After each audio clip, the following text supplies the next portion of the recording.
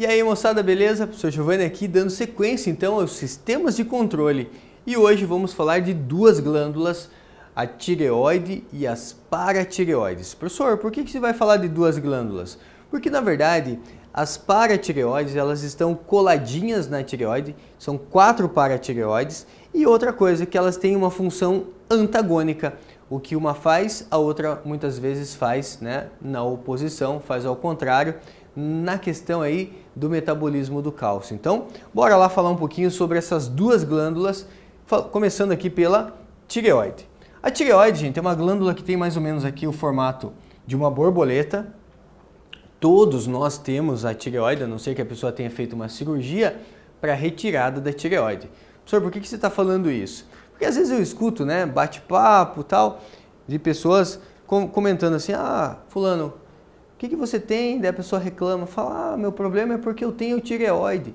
Não, tireoide todo mundo tem, né? Então, se você de repente escutar uma pessoa falando eu tenho problema na tireoide é uma coisa, agora a pessoa falar eu tenho tireoide, ainda bem que a pessoa tem tireoide, né? Então vamos lá, gente, tireoide é uma glândula que fica no nosso pescoço aqui, né? Tipo um formatinho de uma borboleta, e essa glândula ela é muito importante porque ela controla o metabolismo do seu corpo. O que é metabolismo? Como o seu corpo funciona. Se o teu corpo funciona normalzinho, show de bola. Mas se ele funciona muito acelerado, isso pode ser, né, um problema de uma hiperfunção da tireoide, que a gente chama de hipertireoidismo. Se de repente a tireoide funciona de menos, isso pode ser um problema chamado de hipotireoidismo, onde o metabolismo é muito lento. Então vamos dar uma conferida aí, né, na tireoide. A tireoide produz, gente, basicamente, né, 2 hormônios que controlam o metabolismo, o T3 e o T4. Por que eu chamo de T3? Porque ela usa 3 átomos de iodo para poder formar esse hormônio chamado T3. E ela usa 4 átomos de iodo para formar esse hormônio chamado T4. Certo? Então por isso que a gente chama de T3 e de T4. E esses 2 hormônios aqui, eles controlam o metabolismo energético do nosso corpo, ou seja, como o nosso corpo funciona. Legal? Lembrando que tem um hormônio produzido lá pela adenohipófise, lembra? O TSH. O TSH é um hormônio tireotrófico, é ele que vai agir aqui na tireoide, certo? Fazendo com que a tireoide produza mais T3 e T4 ou produza menos T3 e T4. Mas a tireoide também produz um hormônio chamado calcitonina. E a calcitonina já entrega o que ela faz, né? Professor, calcitonina está falando do cálcio, né? Então, exatamente, ela ajuda no metabolismo do cálcio. A calcitonina, gente, ela auxilia na reposição de cálcio no osso.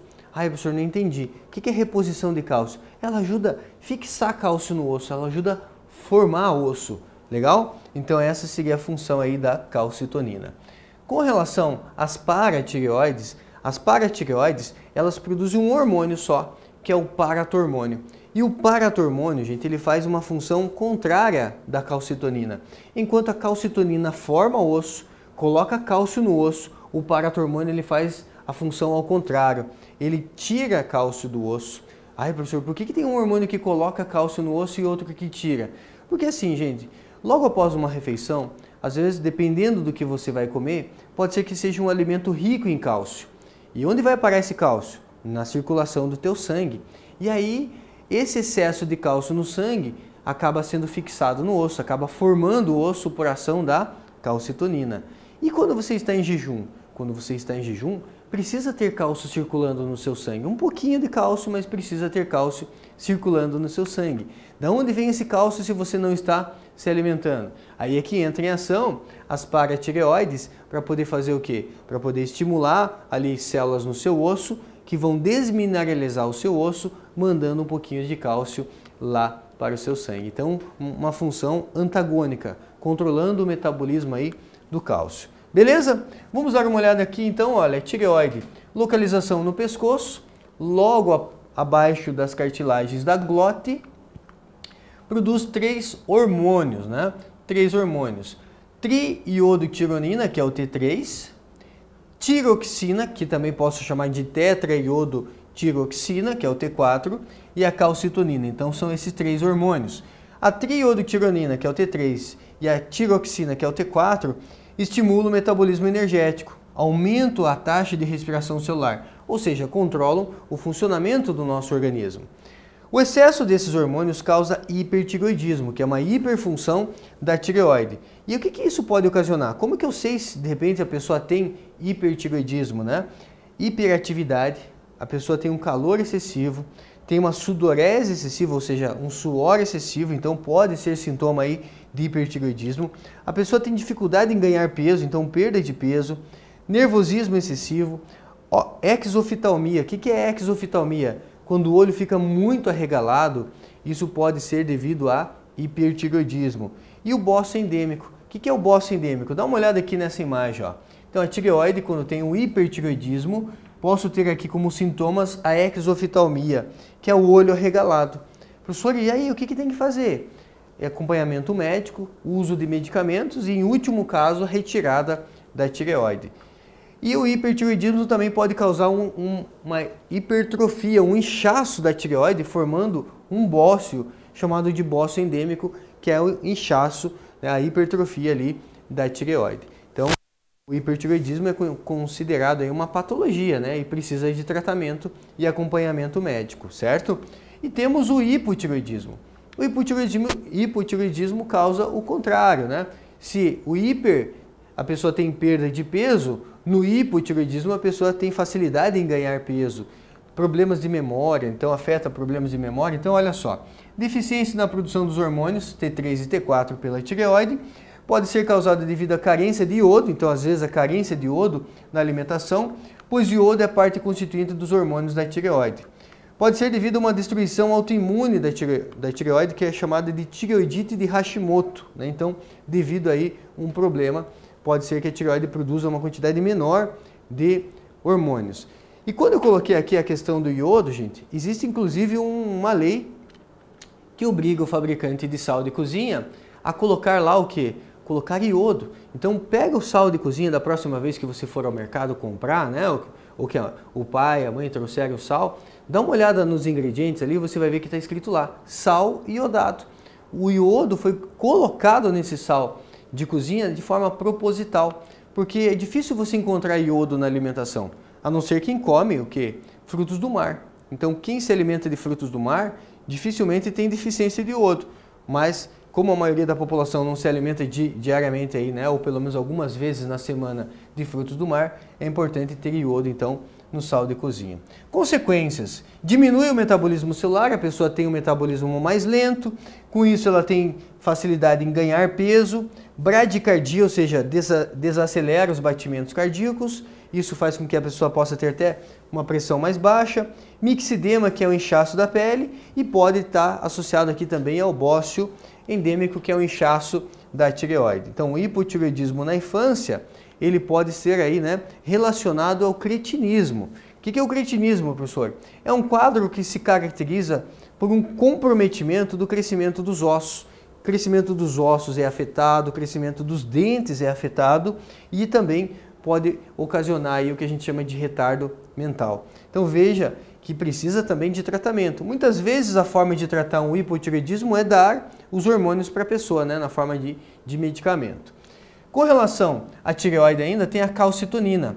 No caso da calcitonina, ela vai atuar, gente, estimulando ali o que? A fixação do cálcio no osso. Então, atua diminuindo a quantidade de íon cálcio do sangue e aumenta a concentração desses íons nos ossos. Então, ela auxilia na fixação de cálcio no osso. Tem uma ação hipocalcemiante. O que é isso? Hipo quer dizer baixo.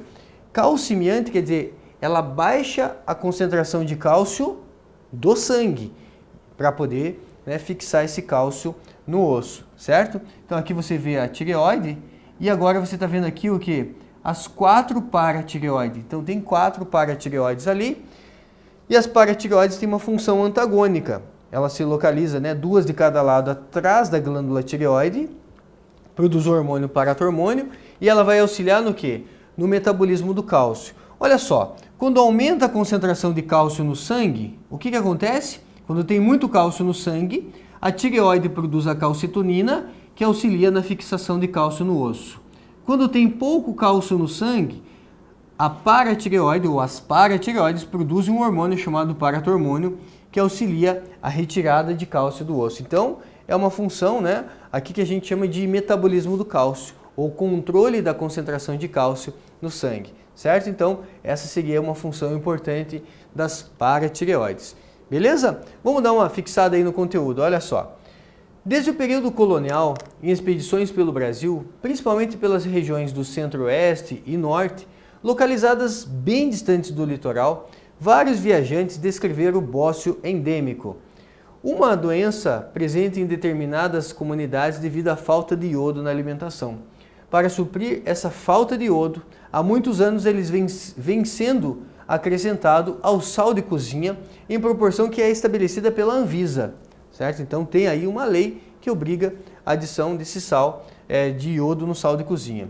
O efeito visível e inconfundível dessa doença é o aumento, a hipertrofia, né, da tireoide, um distúrbio da glândula endócrina denominado o quê? Tireoide, né, gente? Ele está falando aqui da tireoide, ou, né, o efeito visível e inconfundível dessa doença é o aumento do volume da base do pescoço devido a um distúrbio na glândula endócrina denominada tireoide, certo? Aqui ele acabou marcando errado, né, mas seria ali a glândula tireoide que acaba tendo uma hipertrofia. Legal? Então uma questão bem importante aí para vocês, para a gente poder fixar esse conteúdo. Até a nossa próxima aula. Um grande abraço, gente. Tchau, tchau.